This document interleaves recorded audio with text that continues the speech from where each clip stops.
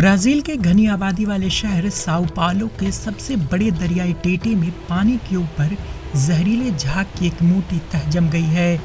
Metropolitan area के 39 शहरों से अनट्रीटेड पानी दरिया में छोड़ दिया जाता है, जो दरिया में जिंदगी गुजारने वालों की मौत की वजह बन रहा है और दरिया के किनारे को आलूदा करने के साथ साथ जहरीली बदबू फैलाने का सबब भी बन रहा है।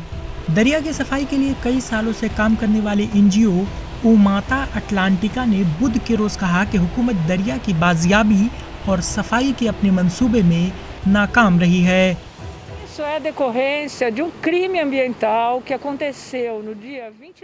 ये 19 अगस्त को हुए माहौलियाती जराइम का नतीजा है, जब साओ पाउलो के मेट्रोपॉलिटन इलाकों और अंदरूनी हिस्सों में वाक़ हाइड्रो इलेक्ट्रिक डैम खोले गए थे।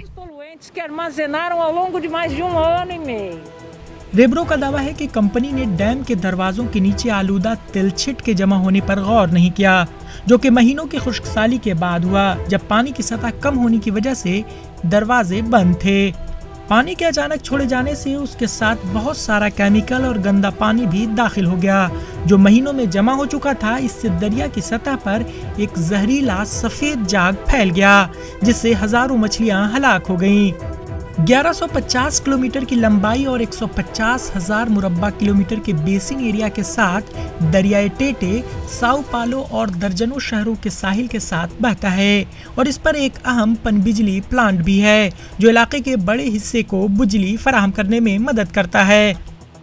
पानी में आलूदगी से मुतासिर जानवरों और पौधों को सड़ने से बदबू की शिकायत मुकामी बाशिंदे और विजिटर करते रहते हैं। बदबू बहुत ज्यादा है, हर चीज से बदबू का एहसास होता है और रात के वक्त मुझे शदीद सरदर्द होता है। एनजीओ का कहना है कि दरिया में ऑक्सीजन की कमी है और ये जहरीले केमिकल से बहुत ज्यादा आलूदा है, जो आसपास के रहायशियों को सांस की बीमारियों का सबब बन सकता है।